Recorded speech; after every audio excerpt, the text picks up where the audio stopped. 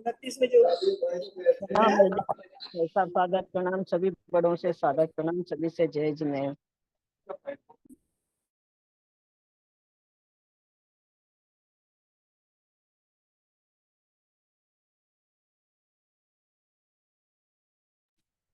दीदी को प्रणाम, सभी को जय जिनेन्द्र।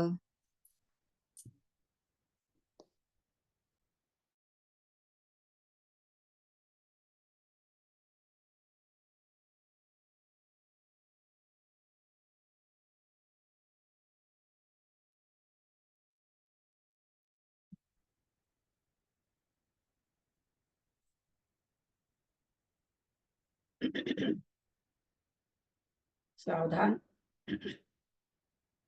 अथ पौर्वाणिक स्वाध्याय प्रतिष्ठापन बेलायाम श्री सुत भक्ति कायोत्सर्गम कुर्वे हम।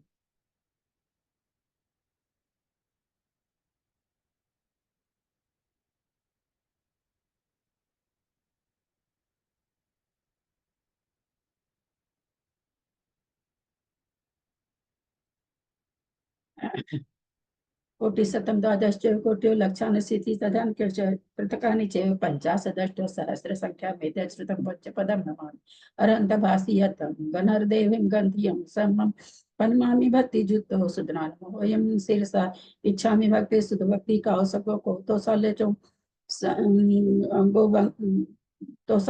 अंगोवं पैनै पाहुडै परियं सुतपटमानि वग्या चलिया चे सुत थई थुई धमकाहम निचकालम चमी पूजमी बंदामी नमस्सामी दुख कहो कम्मा कहो बोहिला हो सुगई गमन समाहि मरणम जिनगुण संपत्ति हो मच्छम।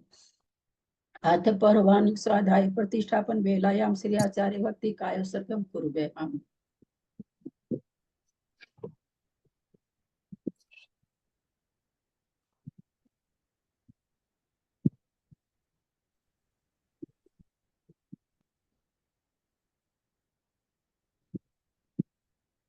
सुते जल्दी पारगे भ्य स्वपरमत विभावना पटुमति भ्य सुचरित न को निभ्य सुचरित को निभ्यो नम गुरुभ्य गुण गुरुभ्य 36 गुण सम्मगे पंच विहाचार करण संतरी से सीसा अनुग्रह कुशले धमारिये सदा वंदे गुरु भक्ति संग में नय तरंती संसार सायरम घोरम छिन्नन्ति अठकमं जमन मरणं न पावन्ति हे नित्यं व्रत मंत्र होम निरता ध्यान अग्निहोत्राकुला सटकर्मा विरतास्तपोधन धन साधु क्रिया साधव शील प्रवर्ण गुण प्रहरणा चंद्रार्कते ज्योतिका मोक्ष द्वार कपाट पाटन भटा प्रीणन्तु मां साधव गुरु पान्तु नो नित्यं ज्ञान दर्शन नायका चारित्रा नो गंभीरा मोक्ष मार्गोपदेश का इच्छा में बनते आर्य भक्ति कौसगो कौतोसलम समनान समदंस संचारी जुत्तानम पंचविहाचारानम आयरियानम आयरादि सुदनानम वदेश्यानम उवज्जायानम तिरियन गुण पालनर्यानम सवसाहुनम निचकालम अच्छेमी पूज्यमी बंदामी नमस्सामी दुख कहो कम कहो बोइला हो सुगई गमनम समाहि मरणम जिन गुण संपत्ति हो बच्छम। ओकारम बिंदु संयुक्तम नित्यम ध्यायन्ति योगिना कामदम मोक्षदम चैव ओंकाराय नमो नमः। अविरल शब्द घन होगा प्रक्षाली सकल भूतल कलंका मुनि विरूपासी तीर्था सरस्वती हरतु न दूरितम अज्ञानतिमिरांधा नाम ज्ञानांजन सलाकया चक्षुरुन्मिलितं येन तस्मै श्री गुरुवे नमः। श्री परम गुरुवे नमः। परम्पराचार्य नमः। सकल कुश विध्वस्तकम श्रेषां परिवर्धकम धर्म संबंधकम भव्य जीव मन प्रतिबोधकारकम पुण्य प्रकाश पापनाशं विदम शास्त्रम श्री बहुमठसार कर्म कांड नामधेयम अस्य मूल ग्रंथ कर्तारः श्री सर्वज्ञ देवास्तुत्र ग्रंथ कर्तारः श्री गंधर देवः प्रति गंधर देवः तेषां वचों साटम आसाद्य श्रीमत् निर्विचंदाचार्येण विरचितमिदं शास्त्रं श्रोतारः सावधानतया शृण्वन्तु। मंगलम भगवान वीरो मंगलम गौतमो गनि मंगलम कुंद कुंद्यातो जैन धर्मोस्तु मंगलम सर्वमंगल मांगल्यम सर्वकल्याणकारकम प्रधानम सर्वधर्मानां जैनम जयतु शासनम जैनम जयतु शासनम जैनम जयतु शासनम। सरस्वती नमस्तुभ्यं वरदे कामरूपिणि विद्यारंभं करिष्यामि सिद्धिर्भवतु मे सदा। वात्संग जिनवानी माता की जय। परम मांगली ग्रंथ गोमट सार जी कर्म कांड जी की जय। आचार्य भगवंत श्री नेमीचंद आचार्य की जय। अरिका गन्नी से आदिमती माता जी की जय। अढ़ाई दीप में विराजमान सभी आचार्य उपाध्याय सब साधु के चरणों में नमोस्तु नमोस्तु नमोस्तु। सभी आरिका माता जी के चरणों में वंदामि वंदामि वंदामि। सभी छुल्लक छुल्लिका एलक के चरणों में इच्छा में इच्छा में इच्छा में। सभी प्रतिमाधारी के चरणों में वंदना वंदना वंदना। ग्रुप में विराजमान पूज्य बाबूजी ने निचन भाई साहब और भी जो भी पूज्य जन है, उमरा भाभी, सबको सादर चरण स्पर्श, सभी से सादर जय जिनेन्द्र। हम लोग परम मांगली ग्रंथ गोमट सार जी कर्मकांड जी का स्वाध्याय कर रहे हैं, जिसके रचयिता आचार्य भगवान श्री नेमीचंद आचार्य हैं। इस पर हिंदी टीका आरिका गनी आदिमती माता जी की है, उससे हम स्वाध्याय कर रहे हैं। कर्मकांड जी में 9 अधिकार है। दूसरा अधिकार चल रहा है बंध उदय सत्व। बंध में प्रकृति बंध और स्थिति बंध हमारा हो चुका है। अब अनुभाग बंध चल रहा है। प्रकृतियों में उत्कृष्ट अनुभाग बंध कब होता है, जघन्य अनुभाग कब होता है, उसका स्वामी कौन है, उसका स्वाध्याय अभी चल रहा है। प्रणमीय शिरसा नेमिं गुणरयन विभूषणं महावीरं सम्मतरेण निलयं पैडिसं कीर्तनं गोच्छं नम्यून नेमि चन्दम् असहाय परकं महावीरं बन्धुदय सत्तजुतं ओघादेशे थवं गोच्छम्।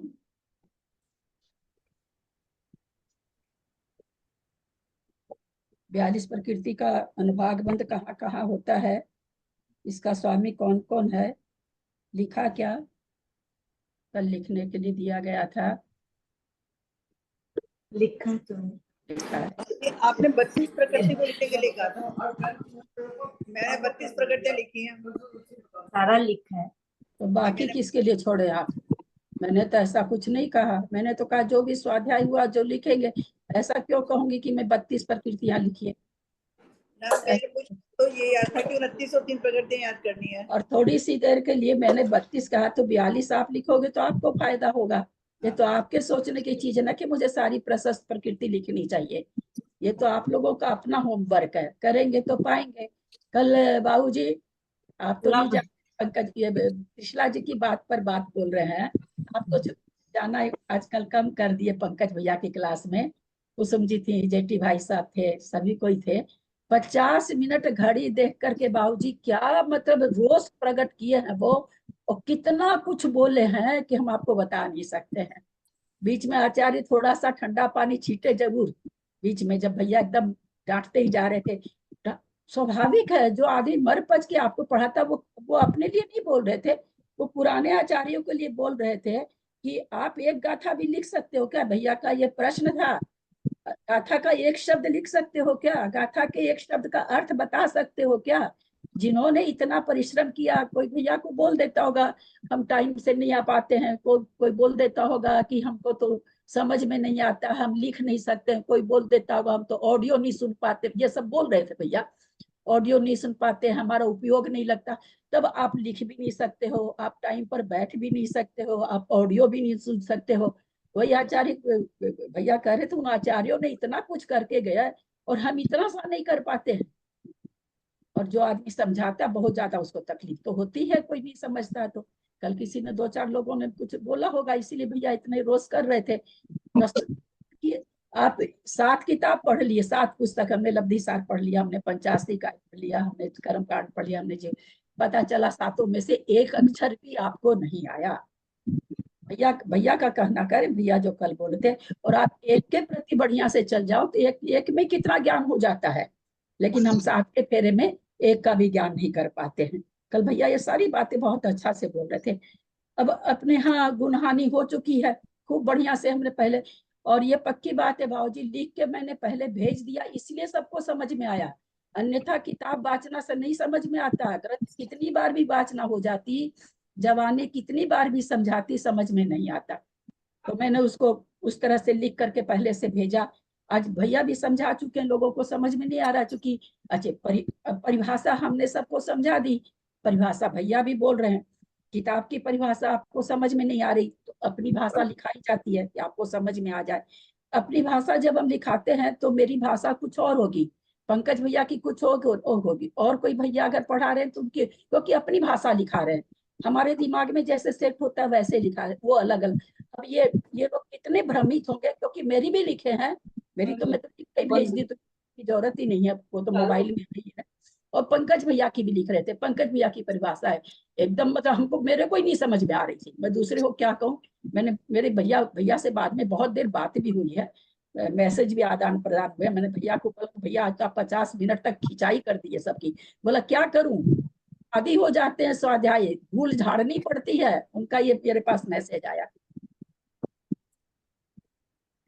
तो दीदी 1 मिनट, निशा दीदी, जय नेमीचंद जी, भाई साहब को सुन ली, सब म्यूट कर लेंगे बिना दीदी, बहुत लोगों के अच्छा, खुले हैं, sorry. दीदी की आवाज नहीं आती है। तो वही चीज है कि भाई जो जितना करेगा जैसा करेगा। आज हम तो ग्रुप पे किसी को कई चीज करने नहीं बोलते, बाबूजी को है हर एक चीज करते रहते हैं, उम्र में सबसे बड़े हैं, सब कुछ है, लेकिन है लगन, अंदर से लगन है सीखने की। वही भैया कल बोल रहे थे कि सब कुछ हमको आचार्य ने कर दिया, एक शब्द का अर्थ हम नहीं जानते, हम कहाँ टेढ़े हो रहे हैं इतना, हमको तो समय नहीं है, हमको तो समझ में नहीं आता, हम तो वीडियो नहीं सुन सकते, हम तो समय पर क्लास ज्वाइन नहीं कर सकते। तो इतना किंतु परंतु है, तो फिर ठीक है। तो बहुत कल उनके बातों से लग रहा था कि उनको कितनी तकलीफ पहुंची है।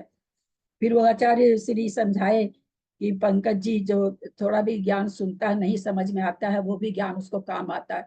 मैंने फिर आचार्य श्री को लिख के भेजा कि आचार्य श्री ऐसा नहीं है, वीरसेन आचार्य कह रहे ये बात तो, कि एक अक्षर भी नहीं समझ में आता है फिर भी बैठ करके स्वाध्याय सुनता है। वो सुना हुआ स्वाध्याय 10वीं पुस्तक में धवला जी में खुद वीरसेन आचार्य कह रहे हैं, अगले भव में केवल ज्ञान करा देता है। इतना बड़ा उन्होंने तो बात लिखी है। तो लेकिन तब कि उपयोग तो लगाना ही पड़ेगा, समझ में नहीं आ रहा तो और ज्यादा उपयोग लगाना पड़ेगा।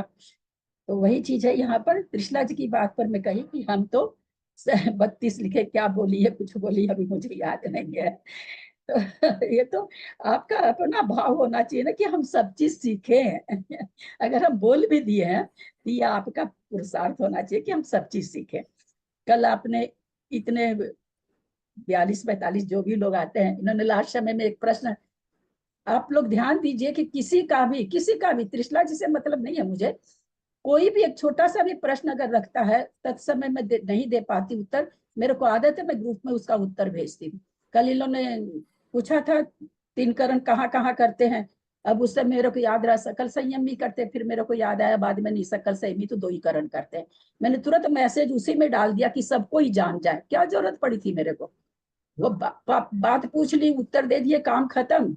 लेकिन ये अंदर से भावना रहती कि लिख के भेज दूंगी तो सबको ही जान जाएगा, सबका पक्का हो जाएगा। ऑडियो कोई सुनेगा नहीं सुनेगा, बोलते समय कोई लिख पाता नहीं लिख पाता है, चलो मैं ही लिख के भेज दूं। तो मैं लिखती हूँ तो मेरे को परिश्रम नहीं होता है क्या, ऐसे लिखा जाता है क्या? क्योंकि ये सब चीज बोल के नहीं होता, बोलने से शब्द सही नहीं आते, लिखने ही पड़ते हैं। तो जब मेरे को लिखना पड़ रहा तो आप लोग तो सीख रहे हो, तो आप लोग को तो बहुत कुछ करना चाहिए। करेंगे उनको मिलेगा फल, नहीं नहीं करेंगे उनको उसी हिसाब से फल मिलेगा। फिर ये बात हम लोग कहने लायक नहीं रह जाते हैं, हमको तो समझ में नहीं आता, हमको तो समझ में नहीं आता, और कैसे समझाया जाए? चीनी तो है नहीं कि पानी में घोल के पिला दी जाए। अपने लोग की गाथा कल 166। 166 तो हो गई थी। हाँ हो गई, उसी का ही तो विवरण आया ना, 42 प्रकट। एक प्रश्न है, हाँ बोलिए। 169 पे आए थे। एक प्रश्न है 166 गाथा से।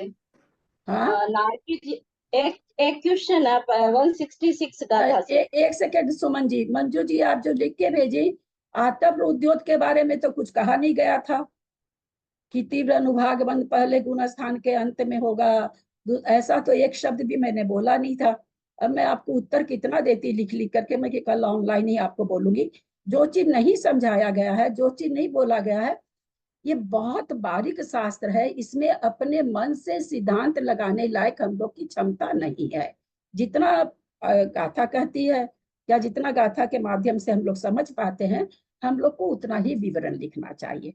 आपने आतप और उद्योग अपने मन से वहां पर लिख दिया, जबकि ये बात अभी तक नहीं आई है कि इसका क्या नाम तीव्र अनुभाग का बंधक दूसरे गुणस्थान और पहला गुणस्थान ऐसा नहीं आया है। बंधक कौन ये तो आ गया कि कौन इसका स्वामी है, पर गुणस्थान नहीं आया जो आपने अपने मन से लिख दिया है, उसको आप ठीक कर लीजिएगा, गुणस्थान वहां से हटा दीजिएगा। हाँ बोलिए सुमन जी। आपको भेजना था क्या? मैंने तो लिख के छोड़ हाँ दिया, ना भेजा नहीं भेजना था। नहीं था, भेजना नहीं था, मैं तो देख भी नहीं पाती इतना, लेकिन कल इनका आया था, जैसे आपकी खूब अच्छी राइटिंग होती वैसे खूब अच्छी राइटिंग में भेजा था इन्होंने करके, तो फिर पहले तो याद ही नहीं आया, रात में सोने गई तब याद आया, तो मैं कि चलो देख लेते हैं, क्योंकि जो गलती होगी कल सुधारने में बच जाएगा। हाँ बोलिए सुमन जी।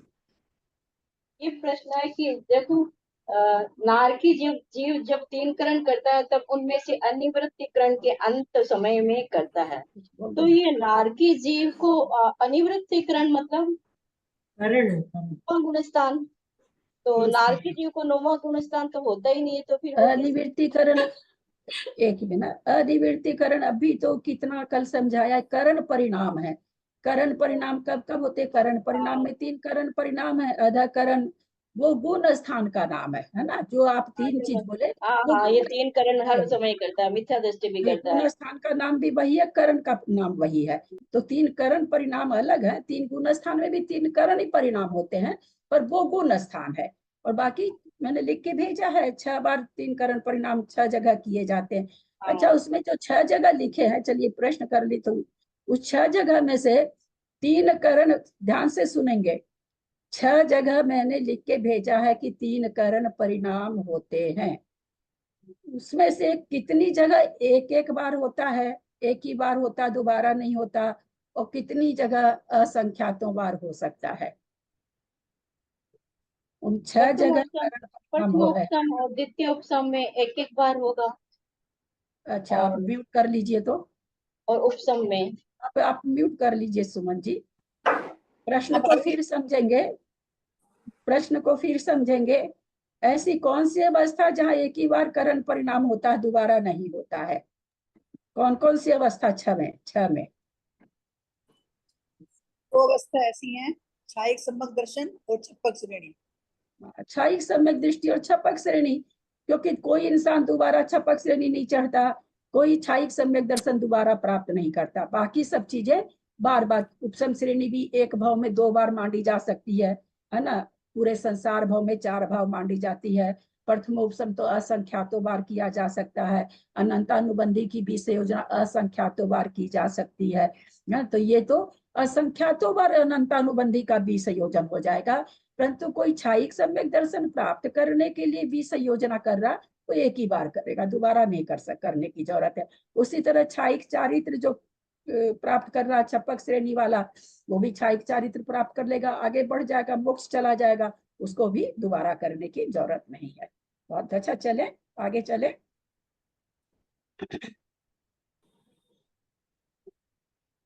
30 प्रकृति के नाम कौन बताएंगे, जो 8वें गुना स्थान में विच्छुन हो रही है, जिसका तीव्र तीव्र अनुभाग बंध। मैं बताऊं भाभी? हाँ 29 प्रकृति के पूछा ना आपने, 29 प्रकृति। हाँ, एकदम ढंग से बताइएगा, कुटुर मुटुर करके नहीं बताइएगा। तो तीर्थंकर, निर्माण, प्रशस्त, व्याय, एकदम आप रुको, इस तरह का नहीं चाहिए, इसमें मैं कंफ्यूज हो जाऊंगी। फिर हाँ कैसे बताऊं भाभी? हाँ ठीक, देखते हैं अभी लोग मैं बता दूंगी तो लोग क्या बताएंगे फिर। अनीता चलो, भाभी मैं अनीता याद करके आई हूँ वैसे 29 प्रकृति अच्छे से, और 32 हाँ प्रकृति 3 लगा हाँ के वो। ठीक, आप म्यूट करो ना बीना जी, आप म्यूट करो एक बार। साधा सरल स्पष्ट चाची जी। गति, देवगति और देवगत्यानुपूरी 2, जाति एक पंचेंद्रिय जाति, गति जाति शरीर, 4 शरीर आएंगे इसमें, औदारिक और कौन से शरीर आएंगे, औदारिक, तेजस, कार्बन और वैक्रिक शरीर। हारक भी तो नहीं, औदारिक नहीं आएगा, वैक्रिक, हारक, तेजस, कार्बन 4 शरीर आएंगे। गति जाति शरीर, अंगोपांग 3 आएंगे, 2 आएंगे, वैक्रिक अंगोपांग और वो हारक अंगोपांग। और फिर आएंगे निर्माण, गति जाति शरीर अंगो निर्माण। निर्माण के बाद में हो गया संस्थान, एक नहीं, हाँ संस्थान आएगा इसमें, समचतुर संस्थान। संस्थान सैनन नहीं आएगा, सैनन फिर आएगा क्यों नहीं वर्णा आएगा सहनन? सहनन क्यों? अब तुम नहीं बोलना, सहनन क्यों नहीं, तुम नहीं बोलना अनीता, सहनन क्यों नहीं आएगा? अभी मैं बताऊं, हाँ बोलिए। क्योंकि चौथे स्थान में बृहस्पति नराज सैनन भी चला जाता है, और और ये चारों सैनन पहले ही चले जाते हैं, इसलिए इसमें सहनन नहीं आएगा। कोई सहनन बचता ही नहीं 8वें गुण स्थान नहीं, तक। बहुत अच्छा। हाँ चलिए बोलो यहाँ पे अनीता सहनन आगे। बचता ही नहीं है। सहनन, फिर हो गया वर्णादि 4, स्पर्श रस गंध वन 1 4, फिर वर्ण के बाद भी अगुरु लघु चतुष्क आ जाएगा इसमें, अगुरु लघु उपघात परघात और श्वास उश्वास, तो इसमें से उपघात निकल जाएगा 29 ठीक में है। से। और फिर है ना ये सुख की 10 प्रकृति आ जाएगी, रस बादर पर्याप्त प्रत्येक शरीर सुख स्थिर सुभग दुभग सुभग सुस्वर आदि और अप्रशस्त व्यायोग गति। हाँ प्रशस्त प्रशस्त व्यायोग गति नहीं, प्रशस्त हाँ। व्यायोग गति हाँ। और ना ये तीर्थंकर, तीर्थंकर अभी मैं बताऊं, अभी इसी तरह से मैं बताऊं, मुझे याद है अच्छे से। क्या चीज है? ये 29 प्रकृतियां मैं बताऊं अब नहीं तो। नहीं नहीं नहीं समझ आता है ऐसे, बस मेरे सबको सुनाना था एक बार। ऐसे एक ही चीज हम सबको पूछेंगे, ऐसे थोड़ी होगा कि पहले अध्याय से हम सबको पूछते रहेंगे, ना ना, फिर तो कर्मकांड कभी खत्म ही नहीं होगा। इस जब भी प्रकृति गिनाए इस तरह से लाइन से गिनाएंगे, उसी का सुना जाएगा। और कहीं से भी उठा लिए तीर्थंकर नहीं भाभी, निर्मल ऐसे उठा मैंने के किताब में नहीं। जिस तरह से आप मैंने म्यूट याद करो ना पढ़ी थी, बीना जी, आप सुनने की कोशिश किया करो ना बीना जी। आप अपना ही क्यों बोलते रहते? जब मैं बोल रही तो सुनिए ना। ये क्यों आप में आदत है कि जब मैं बोलती हूँ तब आप भी बोलते हो? आप लोग सब कोई पंकज भैया की क्लास अटेंड करिए, आप लोग को पता चल जाएगा। मैं बोलूं उस समय क्यों बोलना? मेरी आवाज ऐसे ही कम है, और कोई कुछ न आपकी सुन रहे हैं लोग न मेरी सुन रहे हैं लोग, कैसे समय की बर्बादी होती है। म्यूट करेंगे सब, 8-10 लोगों के खुले हैं, प्लीज म्यूट कर लेंगे सब। तो इस तरह से 29 प्रकृतियां, जो कि उपघात, तो उपघात क्यों नहीं जा रही वहां पर? उपघात का उत्कृष्ट अनुभाग बंद क्यों नहीं हो रहा वहां पर? पाप क्योंकि ये प्रकृति पाप ये प्रकृति सब है, प्रशस्त प्रकृति है, उपघात पाप ये है। पाप प्रकृति है। है। और यहाँ पर पुण्य प्रकृति की बात चल रही है, हालांकि जा तो वहीं पर रही है, छुट्टी तो हो रही है, परंतु अभी पुण्य प्रकृति का आचार्य बता रहे हैं प्रशस्त परिणामों से, इसलिए यहाँ पर उपघात को माइनस कर दिया। गाथा ले रहे 168।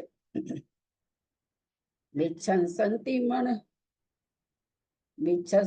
मनवयं नरतिरियावुनि वाम नरतिरिये ए इंद्रियादावं थावरणामं च सुरभिच्छे विच्छन्ति मनवयं नरतिरियावुनि वाम नरतिरिये ए इंद्रियादावं थावरणामं नामं च सुरभिच्छे। कथा का उच्चारण ललिता जी मैंने एक बार भी उच्चारण नहीं किया, मैं करूँगा। चलिए करिए, आप करिए, नहीं करें। मिच्छ संति मणवयं नरतिरिया ऊणि वामण वामण तिरिये ए इंदिया दावम तावरणामं स सुरमिच्छे। मिच्छस अंतिम नवयम, मिथ्यात्व गुण स्थान में अंत में विच्छुन्न होने वाली नव प्रकृति। कौन बताएंगे इसका नाम? हैंड रेज करें। मिथ्यात्व गुण स्थान में विच्छुन्न होने वाली अंतिम नव प्रकृति, इस शब्द का ये अर्थ है। मैं नहीं पूछ रही हूँ, आचार्य खुद पूछ रहे हैं। तो नौ प्रकृति का नाम कौन बताएंगे? फिर कह रहे हैं उल्टा पुल्टा नाम नहीं सुनेंगे कि एक बार तो बोल दिए नरकायु, दूसरी बार बोल दिए सूक्ष्म, ऐसा नहीं कहना है। जिनको नहीं याद है वो अपना हाथ समेट के रखें।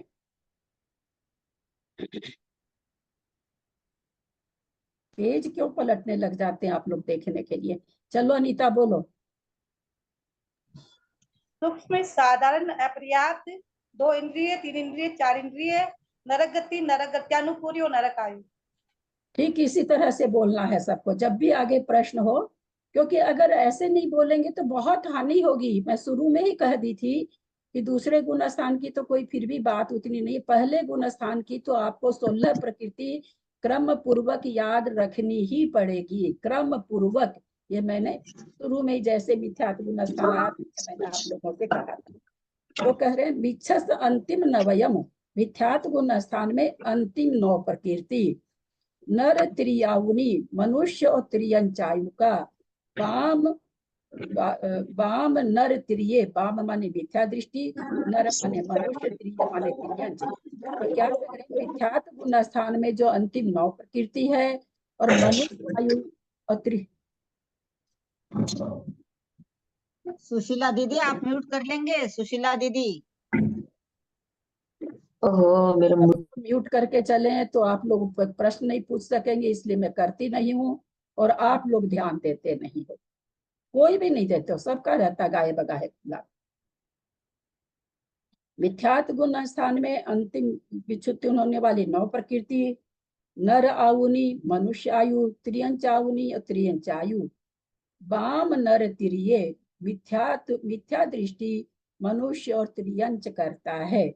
पहले 165 नंबर गाथा में क्या कहते, मनुष्य आयु त्रियंच आयु का उत्कृष्ट स्थिति बंद विशुद्ध मिथ्या दृष्टि करता है। वहां उन्होंने ये नहीं बताया था कौन करता है, स्वामी नहीं बताया था करते कहाँ कौन मिथ्या दृष्टि करता है कि सम्यक दृष्टि करता है, ये बताया था। यहाँ इस गाथा में क्या कह दिया उन्होंने कि मनुष्य और त्रियंच आयु का उत्कृष्ट अनुभाग बंद की बात चल रही है। अनुभाग बंद कौन करेगा, तो कहते मिथ्या दृष्टि मनुष्य और त्रियंच करेगा। पहले अर्थ कर देते हैं। ए इंद्रिय आदावम थावर, एक इंद्रिय आदावम माने आतप, थावर माने स्थावर, नामम च सुर मिच्छे, इन तीनों नाम प्रकृति का सुर मिच्छे, सुर माने देव, मिच्छे माने मिथ्या दृष्टि। मिथ्या दृष्टि देव करेंगे, एक इंद्रिय का, आतप का और अस्थावर का। उत्कृष्ट अनुभाग बंध की बात चल रही है, तो इन तीनों प्रकृति का अनुभाग बंध देव करेंगे, ऐसा मिथ्या दृष्टि देव करेंगे। अब यहाँ पर मिथ्यात्व गुण स्थान में अंतिम जो 9 प्रकृति बंध रही है उसको मिथ्या दृष्टि देव क्यों नहीं करते हैं। देव नारकी इतना पापी है, नारकी को करना चाहिए, क्योंकि देव मर के देव में या नारकी में नहीं जाता, नारकी देव या नरक में नहीं यहाँ तो जाता। वो प्रश्न ही नहीं है। नहीं तो आपने कहा क्यों नहीं करता, उनके इतने मतलब नारकी नहीं बनते ना, बेकलेंद्रिय वगैरह में जाते नहीं है ना। मिथ्यात्व गुण स्थान में अंत समय में बंधने वाली 9 प्रकृति का बंध देव और नारकी क्यों नहीं करता है। क्योंकि उनको इसका बंद ही नहीं है, इससे नहीं करते, वे उनकी होती नहीं है, बंदी नहीं है, सूक्ष्म भी होगी, व्याप्ति भी नहीं करते, वे साधारण भी नहीं होते, 2 इंद्रिय 3 इंद्रिय 4 इंद्रिय भी नहीं होते, नरगति नरगति पूर्वी है ही, देव और नारकी है ही, इसलिए इसका बंद नहीं करते। तो इसलिए इसका उत्कृष्ट अनुभाग बंद कौन कर रहा है, मनुष्य और त्रियंच कर रहा है। तो चलो वो तो ठीक है कर रहा है, तो मनुष्य आयु त्रियंच आयु का सम्यक दृष्टि देव को करना चाहिए, तीव्र अनुभाग बंध। चलो मिथ्या दृष्टि तो नहीं कर सकता, सम्यक दृष्टि देव मनुष्य आयु का ही बंद करता है, तो तीव्र अनुभाग बंध मनुष्य आयु का देव को करना चाहिए। नारकी भी सम्यक दृष्टि नारकी मनुष्य ही बनता है नियम से, तो तीव्र अनुभाग बंध भी उन्हीं लोग को करना चाहिए, ऐसा क्यों नहीं। क्योंकि वो भूमि में नहीं जाते। ऐसा प्रतीत होता है, आचार्य ने खोला तो नहीं है, ऐसा प्रतीत होता है तीव्र अनुभाग बंध कहाँ है, 3 पल्ले की आयु में है, सुखी सुख है, दुख नहीं है। और उस 3 पल्ले की आयु का बंधक मिथ्या दृष्टि मनुष्य और त्रियंची होता है, देव भोग भूमि में नहीं जाते। इसलिए क्या निकल गया कि मिथ्यात्व गुण स्थान में बिछुन होने वाली अंतिम 9 प्रकृति, मनुष्य आयु त्रियंच आयु का उत्कृष्ट अनुभाग बंध करने वाला कौन है, तो बोलते मनुष्य और त्रियंच है, वो भी कौन सा, मिथ्या दृष्टि ही, क्योंकि मिथ्यात्व गुण स्थान में ही ये हो जाता है। वाम नर त्रिय, मनुष्य मिथ्या दृष्टि मनुष्य और त्रियंच, तो सम्यक दृष्टि मनुष्य को तो और ज्यादा अनुभाग वाला बंद करना चाहिए ना, मनुष्य आयु का बंद करना चाहिए तीव्र अनुभाग के साथ 4थे गुण स्थान में।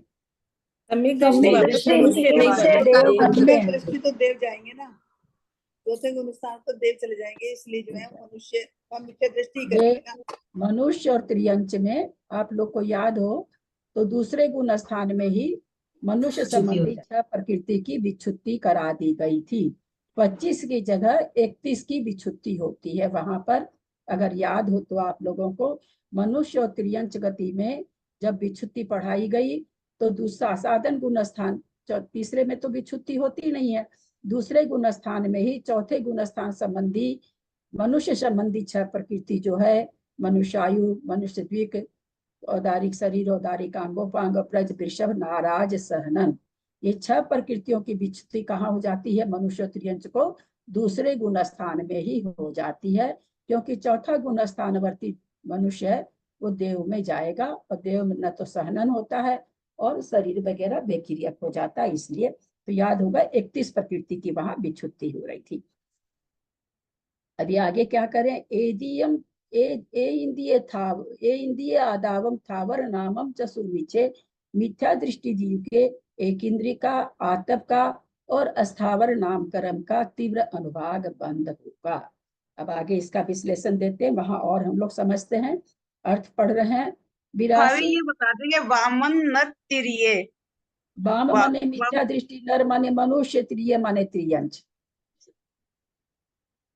82 प्रशस्त और आतप उद्योग मनुष्य आयु, त्रियंच आयु, इन 86 पर खूब ध्यान दीजिएगा, आगे फिर प्रश्न करेंगे तो ऐसे मतलब हथप्रभ जैसे नहीं होइएगा, ध्यान दीजिएगा हर सेंटेंस पर। 86 प्रकृतियों का तीव्र अनुभाग सहित बंध मिथ्या दृष्टि जीव के होता है। 82 प्रकृतियां तो अप्रशस्त थी। आतप उद्योग प्रशस्त है कि अप्रशस्त है? प्रशस्त है।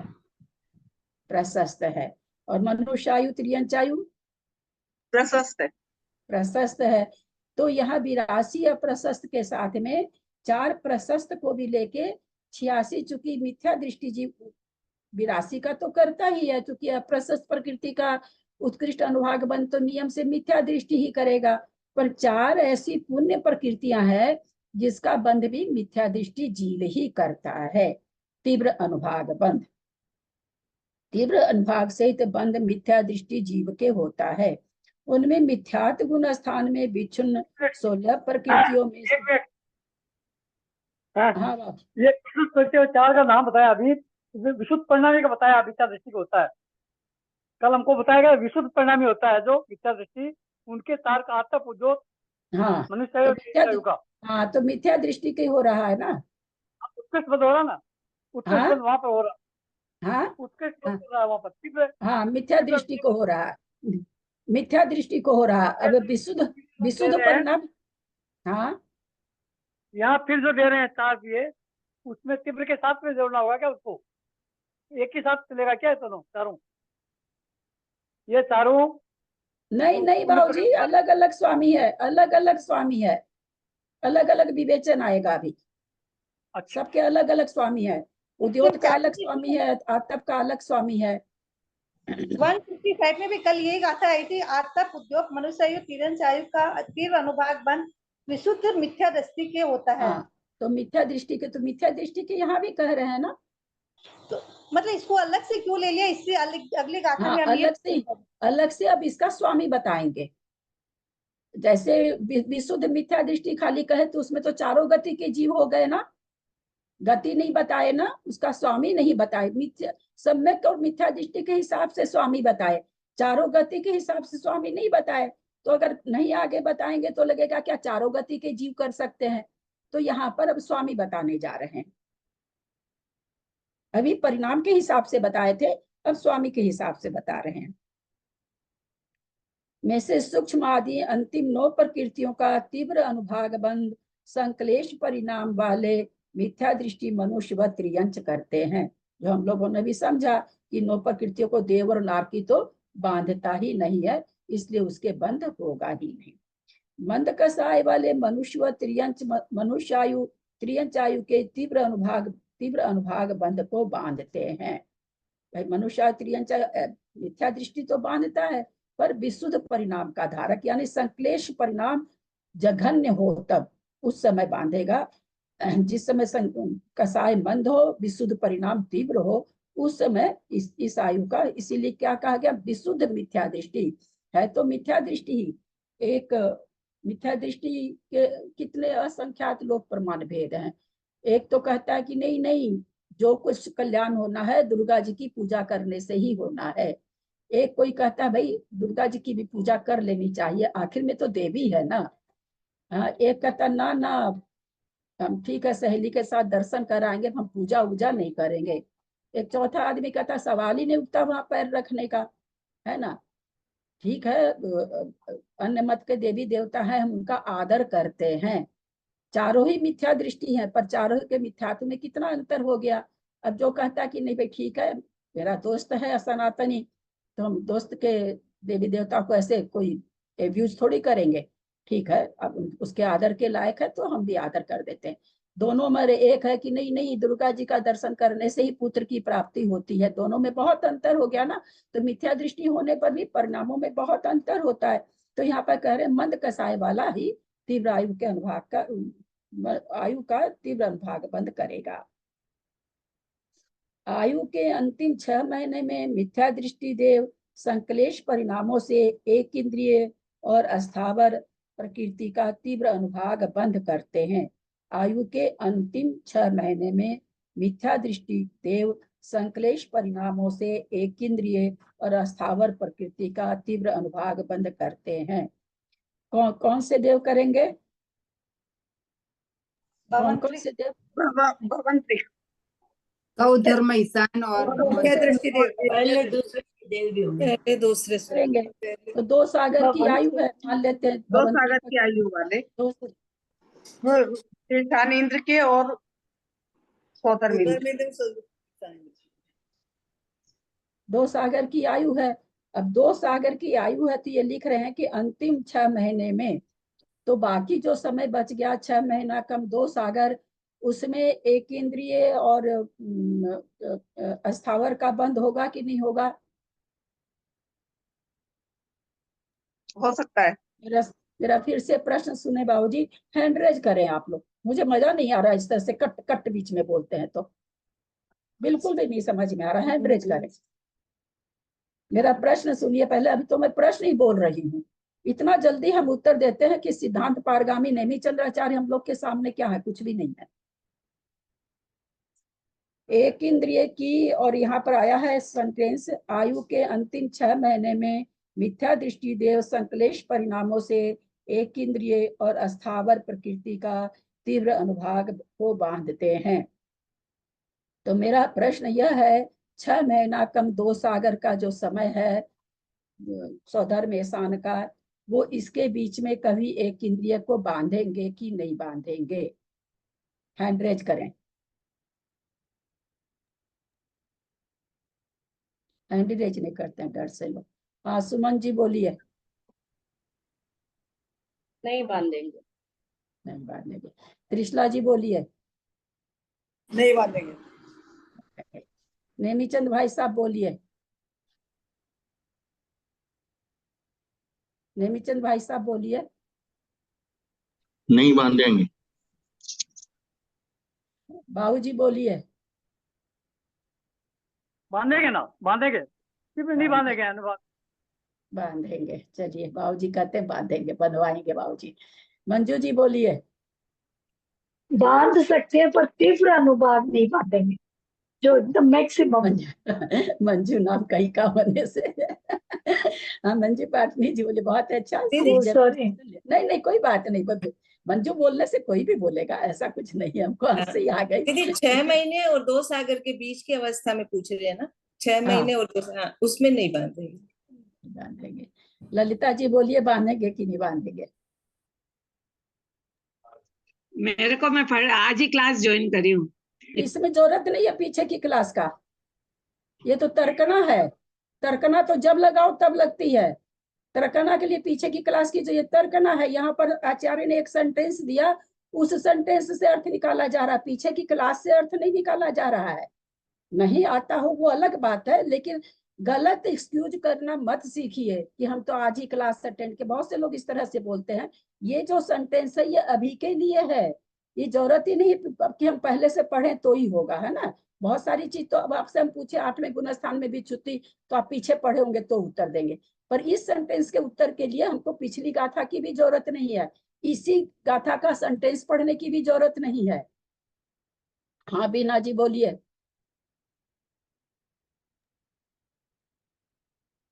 बोलिए। नहीं बांधेगा, हाँ नहीं करेगा, नहीं इसके बीच बांधेगा। में नहीं बांधेगा।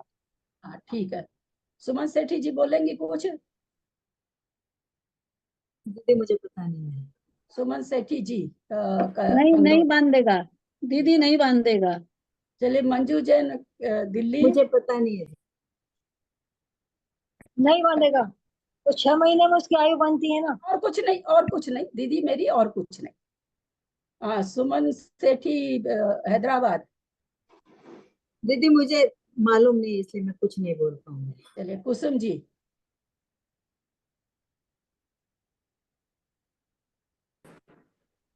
बांधेगा, क्यों नहीं बांधेगा, एक बार बंद गई तो बंद थोड़ी छूटेगा। नहीं बंद गई यहाँ पर नहीं है कुछ भी। आप अब बोला ना बंद गई ना, ना मेरा प्रश्न तो प्रश्न एकदम यही है साफ ना कि दो सागर की आयु में जो 6 महीना बचे, जब आयु बंद का समय आया है, उस समय एकेंद्रीय या क्या स्थावर का बंद करेगा कि नहीं?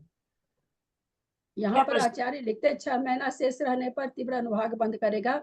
तो मेरा प्रश्न अब यह है कि आयु तो उसकी 2 सागर की है, तो 2 सागर की जो शेष आयु है उसमें वो एक इंद्रिय और स्थावर का बंद करेगा कि नहीं करेगा, ये प्रश्न है मेरा।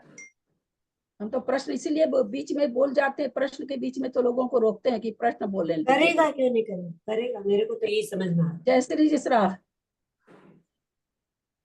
बंद करेगा। अरे भैया बंद क्यों नहीं करेगा? क्या लिखा हुआ यहाँ पर? तीव्र अनुभाग का बंद नहीं करेगा। पूरे 2 सागर में बंद कर सकता, आयु नहीं है कि अंतिम 6 महीने में ही बांधेगा, है ना, समझिए।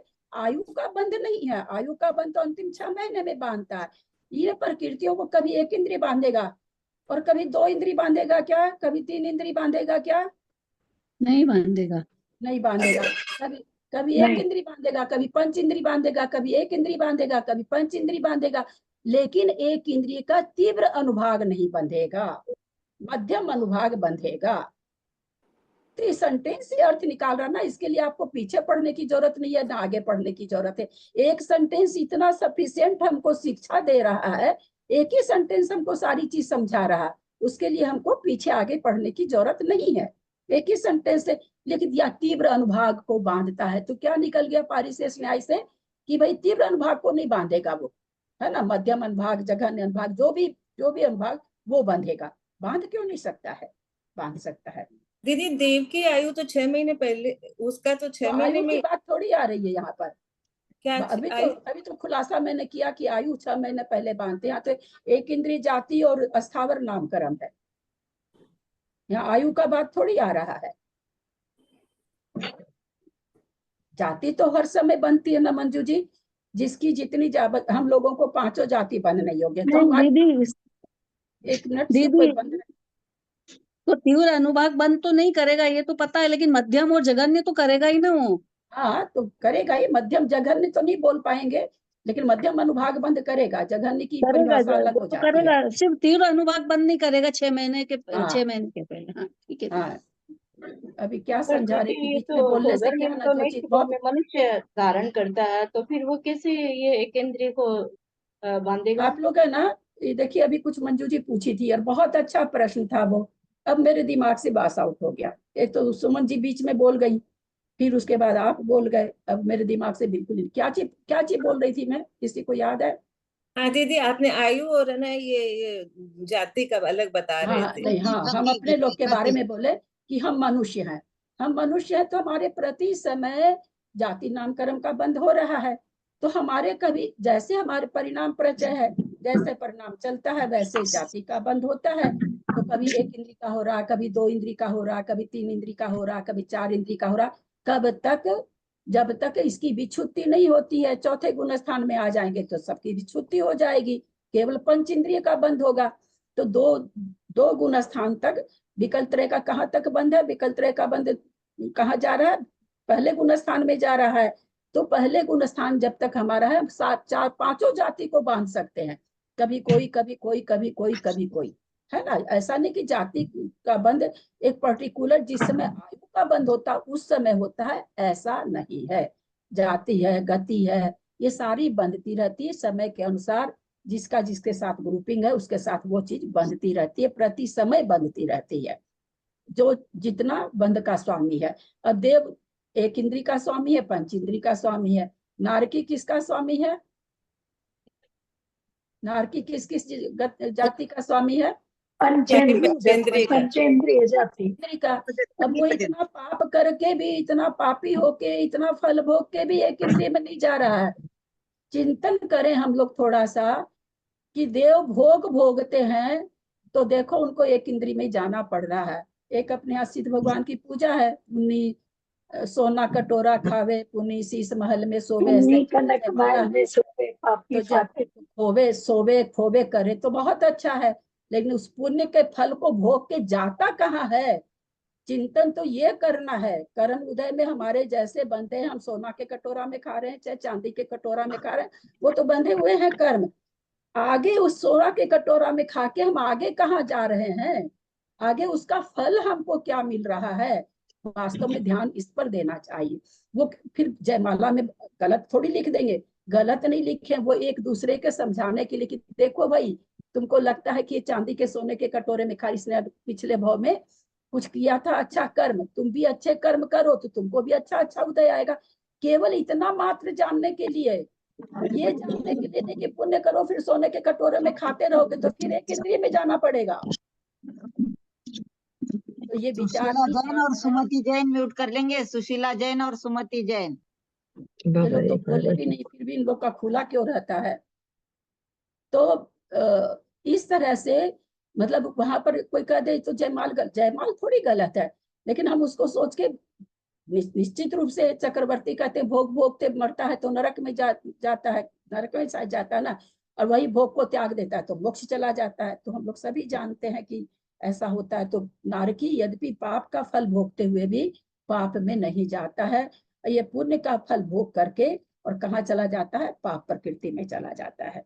तो अभी हमने क्या जाना कि एक इंद्रिय स्थावर नामकरण का मध्यम अनुभाग बंध पूरे जीवन भवंतरिक अथवा दो स्वर्ग के देव कर सकते हैं, लेकिन अगर तीव्र अनुभाग बांधना है तो आयु के अंत के 6 महीने के अंदर ही इसका तीव्र अनुभाग बंद होगा। आयु के अंतिम 6 महीने में मिथ्या दृष्टि देव संकलेश परिणामों से एक इंद्रिय स्थावर प्रकृति का तीव्र अनुभाग बंद करता है एवं विशुद्ध परिणामों से आतप प्रकृति का तीव्र अनुभाग बंद करता है। तीनों ही प्रकृति 6 महीना शेष रहने पर हो रही है। अब एक समय में तो एक ही तरह का परिणाम होगा, या तो संकलेश हो या सम्यक मतलब विशुद्ध हो। कैसे बैठे? एक तो है क्या नाम है सो पाप प्रकृति, स्थावर एक इंद्रिय क्या है? पाप प्रकृति। आतप क्या है? पुण्य प्रकृति। कैसे इसका मेल जोल बैठे?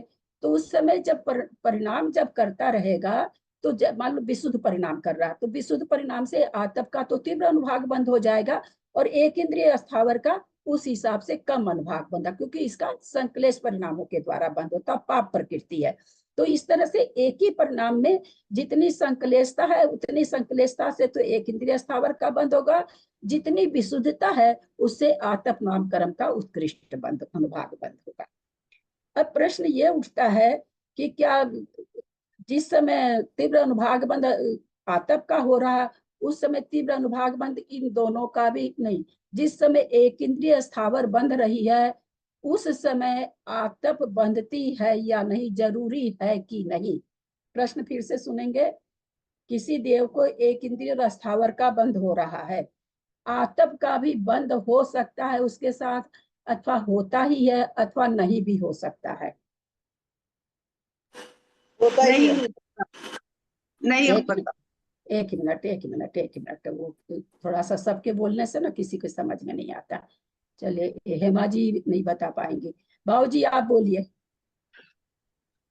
हो सकता है, सख्ता नहीं लगाइए, हो एक इंद्रिय स्थावर का जिस समय बंद होता है उस समय आतप का बंद होता ही है अथवा नहीं होता है, अथवा हो सकता है, नहीं भी हो सकता है। हो सकता है, हो सकता है। यानी नहीं भी हो सकता है ना, हो सकता में तो नहीं भी हो सकता है, हो भी सकता नहीं है भी ये हो कहना। सकता है। हाँ हाँ, हो भी सकता है। चलिए हाँ, मंजू जी बोलिए जयपुर। होता है। होता है। चलिए मंजू जैन पाटनी। होता ही है दीदी। हेमा जी तो ये प्रश्न नहीं बोल पाएंगी। नेमीचंद भाई साहब बोलेंगे आप? होता ही है। होता ही है। अनीता बोलोगी? हाँ होता ही है चाची जी। सुमन बोलेंगे?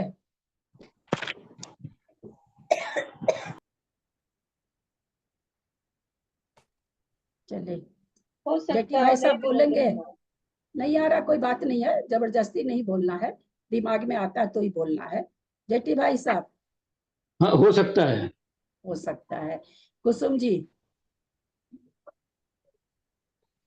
म्यूट है आप, म्यूट है। नहीं होगा तब का, क्योंकि नहीं, विशुद्ध परिणाम नहीं है। परिणाम से तो परिणाम तो कोई। यही जय पूछा श्री ना। श्राद्ध, जय श्री श्राद्ध। दीदी हो सकता है। हो सकता है। चलिए त्रिशला जी? हो सकता है भाभी। हो सकता में क्या माने कि हो भी सकता है, नहीं भी हो नहीं भी, सकता है। हाँ, पृथ्वी का एक हाँ होगा तो वही होगा कहते हैं, हाँ कहीं कंफ्यूजन नहीं हो जाए। सुमन जी सेठी बेंगलोर?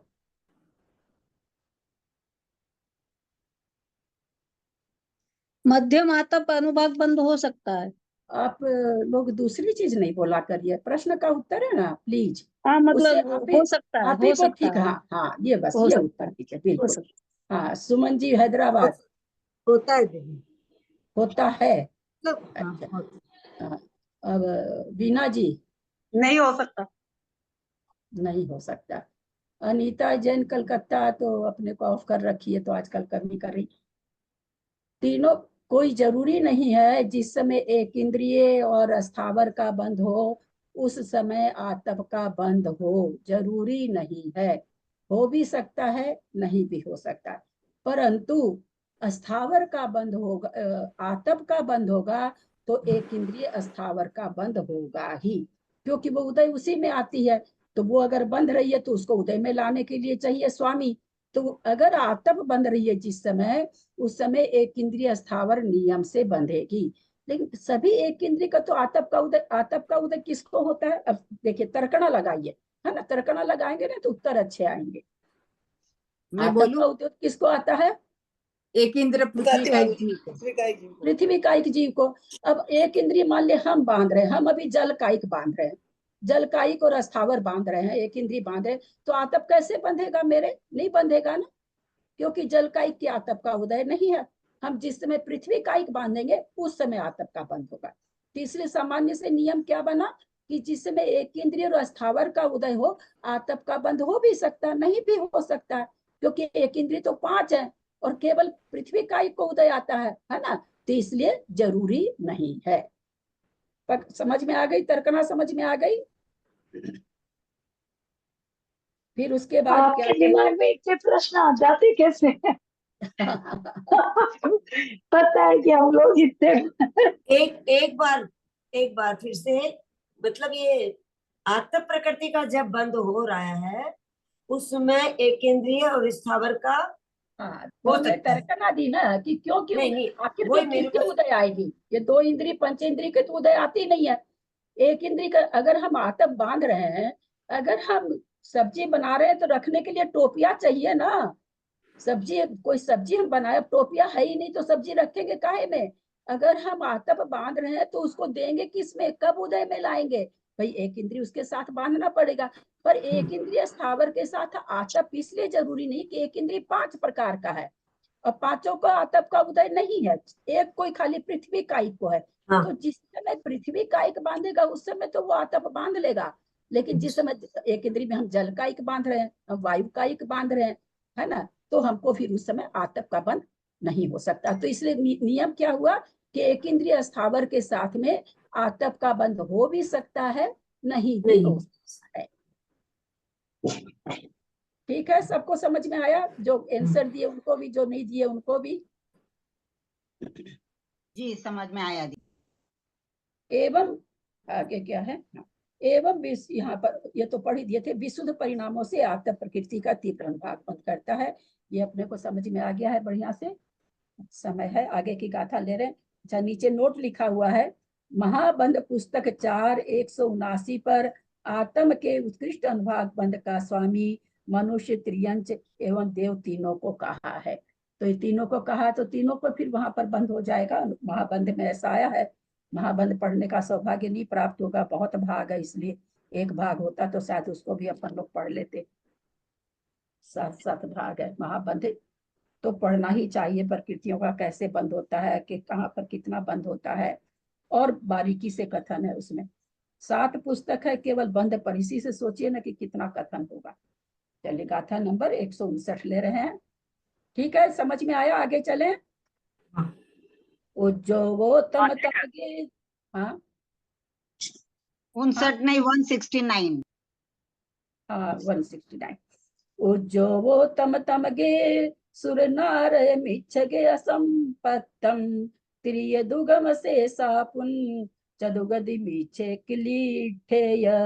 उज्जवोत्तम तमगे सुर नार मिच्छगे असंपत्तम त्रिय दुगम से सापुन चदुगदि मीछे किलीठेय।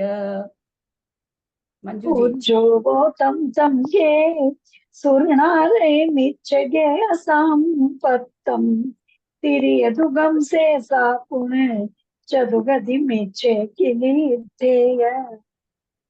अब क्या कह रहे हैं? उज्जो, उद्योत प्रकृति किसके साथ बनती है? किन प्रकृति के साथ बनती है? तिर्यंच गति के साथ, तिर्यंच के साथ, तिर्यंच के साथ बनती है। अगर बंधती है तो तिर्यंच के साथ बंधती है। बंधे कोई जरूरी नहीं है। क्यों नहीं जरूरी है? जरूरी थोड़ी है कि बिल्ली के आंख में चमक है तो सब बिल्ली के आंख में हो, ऐसा तो जरूरी नहीं है। तो इसलिए उद्योत भी वही चीज है कि ऐसा नहीं है कि वो सबको ही बंध जाए। त्रियंच गति अगर बांध रहा है तो, लेकिन अगर बंधेगी, उद्योत जब बंधेगी तो उसके साथ त्रियंच गति जरूर बंधेगी। त्रियंच गति नहीं बंध, त्रियंच गति बंध रही है, उद्योत बंधे नहीं बंधे। जैसे ऊपर हमने जाना, एक इंद्रिय स्थावर बंध रहा है, आतप बंधे नहीं बंधे। आतप बंधेगा तो एक इंद्रिय स्थावर बंधेगा। उसी तरह त्रियंच गति, त्रियंच आयु बंध रही है तो उद्योत बंधे नहीं बंधे। पर उद्योत अगर बंध रहा है तो त्रियंच गति नियम से बंध रही है। उज्जो वो तम तमगे, तम के माने तमस्तम यानी 7वां नरक। बोला उद्योत प्रकृति का बंध 7वें नरक में होता है। कब होता है आगे विषय 7 में बताया जाएगा। सुर नारे मिच्छगे असंपत्तम, सुर माने देव, नारे माने नारकी, मिच्छे माने मिथ्या, मिथ्या दृष्टि देव और नारकी, असंपत्तम असंप्राप्ता श्रीपाटिका सहनन का, और त्रियग दुगम त्रियंच गति त्रियंच गत्यानुपूर्वी का उत्कृष्ट अनुभाग बंद करते हैं। शेषा, शेष जो बच गई वो चदु गति मिच्छे किलिठियम, चारों गति के जीव क्लिष्ट परिणाम वाले, क्योंकि मिथ्या दृष्टि की बात है इसलिए क्लिष्ट परिणाम तो होगा ही, संक्लेश परिणाम वाले करते हैं। तो 62, ये 62 कहते हैं। यहाँ पर तमस्तम नामक 7वें नरक में कब होगा उद्योत प्रकृति का तीव्र अनुभाग बंद? तो उपसम सम्यक्त्व के सम्मुख हुआ विशुद्ध मिथ्या दृष्टि जीव उद्योत प्रकृति का तीव्र अनुभाग सहित बांधता है। तो क्या सभी बांध लेंगे क्या? उपसम सम्यक्त्व के पास 7वें नरक का नारकी है, अगले क्षण उसको करण लब्धि होने वाली है। क्या सभी के उद्योत प्रकृति का तीव्र अनुभाग बंद हो जाएगा क्या? गर्दन हिला के, आप लोग हाथ हिला के, गर्दन हिला के उत्तर दे सकते हैं, खोलने की जरूरत नहीं है। हाथ हिला के दीजिए। जरूरी नहीं है कि वो बांधे, अगर कोई बांधता है तो तीव्र अनुभाग बंद वहां बंधेगा, है ना। ये अभी जैसे आतप और उद्योत दोनों के लिए हम लोग समझे कि ये बंधनी जरूरी नहीं होती है। अगर कोई बांध रहा मान लीजिए वहां पर उद्योत, तो कहते भाई तीव्र अनुभाग उसको कहाँ बंद होगा, तो जिस समय वो प्रथमोपसम समाप्त उपसम सम्यक्त से, मतलब यहाँ प्रथमोपसम द्वितीयोपसम तो होता नहीं है नरक में, उस समय उसके सम्मुख जब रहेगा, उस यानी करण लब्धि के पहले, करण लब्धि के बाद क्यों नहीं बन सकता है, करण लब्धि में क्यों नहीं बंधेगा, उपसम सम्यक्त होने पर क्यों नहीं बंधेगा? पुण्य प्रकृति है, एक ही मिनट पहले पूरा सुन ले, पुण्य प्रकृति है उद्योग है ना, तो उपसम सम्यक्त के बाद बंधनी चाहिए, क्यों नहीं बंधेगा? क्योंकि तिर्यंच गति में नहीं जा रहा है सम्यक। उत्तर तर्कना वाला उत्तर दीजिए, मैं तर्कना से पढ़ाती हूँ, तर्कना का उत्तर दीजिए एकदम 2 2 4। क्यों नहीं बंधेगा, बोलिए बाबूजी। सम्यक दृष्टि त्रियंच में नहीं जाएगा, उसको सम्यक हाँ, दृष्टि होने वाला वो सम्यक दृष्टि जीव बन गया ना, उपसम सम्यक तो हो गया, तो नारकी है तो भी चौथा गुण स्थान है, इसकी विच्छुत्ति कहाँ बताई गई है? दूसरे गुण स्थान में, तो दूसरे गुण स्थान में विच्छुत्ति हो जाती है इसकी, तो चौथा वाला कैसे बांधेगा, है ना? या तो मिथ्या दृष्टि को हो रहा है या दूसरे गुण स्थान में हो रहा है, तो मिथ्या से ये चौथे में प्रथमोपसम में आ रहा है, सम्यक्त में आ रहा है, तो सम्यक्त में कैसे इसका बंध होगा, नहीं होगा ना। उपसम सम्यक्त के कितने गुण स्थान है, 4 5 6 7, 4 गुण स्थान है, तो नारकी है चौथा गुण स्थान है, तो इसको उद्योग का बंध नहीं हो सकता, क्योंकि उसकी विच्छुत्ति तो दूसरे गुण स्थान में हो जाती है, ठीक है, इसलिए इसका बंध जब तक। अच्छा, प्रथमोपसम के सम्यक तो है, तो उस समय वो मिथ्या दृष्टि है कि सम्यक दृष्टि है? क्या पूछा आपने? दृष्टि है, मिथ्या दृष्टि है। अंतर मूर्त तक सम्यक दृष्टि है, फिर मिथ्या ये आप लोग अलग अलग, मंजू जी उत्तर प्लीज, जैसा हाँ और ना वाला दिया कीजिए ना प्लीज, हर कुछ नहीं बोला करिए, मैं बार बार, उससे आप ही लोग को घाटा है। मेरा प्रश्न यह है, प्रथमोपसम सम्यक दृष्टि उपसम सम्यक प्राप्त करने के सम्मुख है, उस समय उसकी मिथ्या दृष्टि है कि उस समय वो मिथ्या दृष्टि है कि सम्यक दृष्टि है? मिथ्या दृष्टि है, मिथ्या दृष्टि है। करण परिणाम अभी उसके शुरू होंगे, करण परिणाम के सम्मुख है। उपसम सम्यक के सम्मुख का मतलब क्या समझना चाहिए कि प्रायोगिक हो चुकी है, परंतु करण परिणाम के अभी पहले ही है, करण परिणाम शुरू नहीं हुए हैं, इसलिए वो जब तक मिथ्यात्व के 3 टुकड़े करण परिणामों से होता है, तो करण परिणाम तो अभी शुरू ही नहीं हुए, तो इसलिए वो मिथ्या दृष्टि है। तो यहाँ जो उद्योग का बंध कर रहा, तीव्र अनुभाग बंध उपसम सम्यक के सम्मुख वाला जीव कर रहा, यानी मिथ्यात्व में कर रहा है। उद्योग प्रकृति भाग सहित बांधता है, क्योंकि अति विशुद्धता में उद्योग प्रकृति का बंध नहीं होता, क्योंकि अति विशुद्ध परिणाम चौथा गुण स्थान का हो जाएगा, और चौथे गुण स्थान में उद्योग प्रकृति का बंध नहीं है। असंप्राप्ता श्री पाटिका सहनन त्रियंच गत्यानुपूर्वी को तीव्र अनुभाग सहित तीव्र संक्लेश परिणाम वाले मिथ्या दृष्टि देव और नारकी बांधते हैं। अपने लोग को गाथा नंबर 165 में आया था, नहीं 165 में नहीं, कहाँ आया था, कहाँ आया था भाई, कहीं आया तो था। तो यहाँ पर ये क्या कह रहे हैं कि असंप्राप्ता श्री पाटिका सहनन त्रियंच गत्यानुपूर्वी का तीव्र अनुभाग सहित तीव्र संक्लेश परिणाम वाले मिथ्या दृष्टि देव और नारकी बांधते हैं, दोनों ही इसको बांध रहे हैं।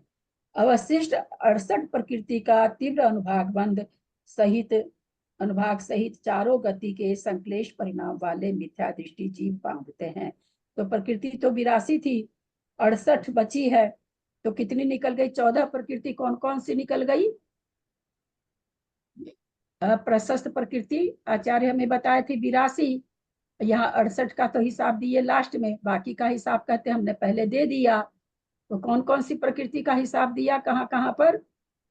पहले 9 निकल गई थी ना पहले वाले में, ये हाँ, ठीक है, 2 इंद्रिय 4 इंद्रिय, नरक गति अनुपूरी नरक आयु 9, फिर ये निकल गई तिरंस गत्यानुपूरी 10 11, असंप्राप्ति का 12 और 2 और उद्योग तो पुण्य है, एक इंद्रिय स्थावर आतप, हाँ, आतप पुण्य प्रकृति, एक इंद्रिय स्थावर, तो इस तरह से 14 प्रकृति पहले बता चुके हैं, अलग अलग स्वामी है उनके, है ना, अलग अलग गति के स्वामी है, 9 प्रकृति के अलग स्वामी है, एक इंद्रिय स्थावर के अलग स्वामी हैं, और असंप्राप्ता श्रीपाटिका सहनन त्रियंच गति त्रियंच गत्यानुपूर्वी के अलग स्वामी हैं। उन 14 प्रकृति का तो अलग अलग से बता दिया। बाकी जो 68 प्रकृति है उसका तीव्र अनुभाग बंद चारों गति के जीव संक्लेश परिणाम वाले करते हैं। वैसा तीव्र अनुभाग बंद के लायक संक्लेश होगा तो चारों गति के जीव भी इसको कर सकते हैं, इन प्रकृतियों का बंध।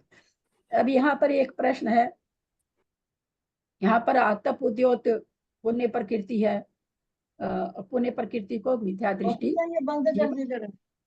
दृष्टि जीव क्या नाम है, स्व अनुभाग को अप्रशस्त प्रकृतियां जो पाप प्रकृतियां है पहले ही। ऐसा कोई है जो अच्छे परिणामों के द्वारा पाप प्रकृति का बंध हो रहा हो? अच्छे परिणामों के द्वारा सम्यक दर्शन हो गया, अब अच्छे सम्यक दर्शन है उसके बाद भी पाप प्रकृति का बंध हो रहा हो, ऐसी कौन सी प्रकृतियां हैं?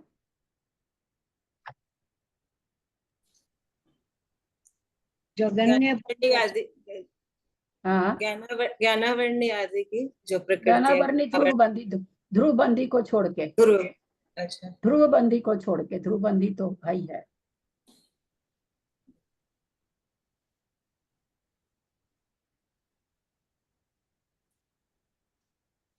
हाँ बाबूजी बोलिए। तीर्थंकर प्रकृति, शरीर पंचेंद्रिय जाति, ये सब चीज उसी में आती है ना? नहीं, ये सब तो बाबूजी अपूर्व गुण स्थान में जा रही, विशुद्ध परिणामों से बन रही है। ऐसी प्रकृतियां जो सम्यक दृष्टि होने के बाद भी अशुभ रूप है फिर भी बांध रहा है, ध्रुवबंदी को छोड़ के। हाँ, आतप और उद्योग चला गया फिर। आतप उद्योग तो पहले ही निकल गया ना, पहले है उसी पर तो प्रश्न खड़ा किए हैं कि आतप उद्योग तो पुण्य प्रकृति मिथ्या दृष्टि बांध रहा है, तो वैसे ही कोई अप्रसत प्रकृति को सम्यक दृष्टि बांध रहा हो, ध्रुवबंदी को अभी असाता वेदनीय है, असाता वेदनीय है, यशस्वी है, अस्थिर है, अशुभ है। छठे गुण स्थान में जो 6 प्रकृति जा रही है, 2 तो कषाय की है, 2 तो चारित्र मौनी की है, 4 प्रकृति जो है अशुभ रूप है, असाता वेदनीय, यशकृति, अस्थिर और अशुभ। ये प्रकृतियां वहां पर मुनि महाराज हैं, वहां तक बंध रही है, वहां इसका बंध भी छुट्टी हो रही है छठे गुण स्थान में। इसको थोड़ा सा पढ़ते हैं, अभी समय है थोड़ा। विशेषार्थ पढ़ी नहीं है, 167 पढ़ी नहीं है, हालांकि उसका जवाब तो आ गया पूरा। 167 अच्छा 167 कल नहीं पढ़े बाबूजी? अच्छा गाथा पढ़ ले। एक बात और पूछनी थी आपसे, मैं कहती कि कोई भी जीव आतप और उद्योग दोनों एक साथ बांध सकता है ना? आतप प्रकृति और उद्योग प्रकृति दोनों एक साथ बन सकती है ना? आपकी आवाज बहुत कम आती त्रिशला जी, क्या कारण रहता है? मैं कह रही हूँ आतप और उद्योग प्रकृति दोनों एक साथ बन सकती है ना? नहीं, आतप और उद्योग तो एक साथ नहीं बनती हैं। नहीं बनती हैं। ये क्या है? वघादहीनति से अपूर्व कर्ण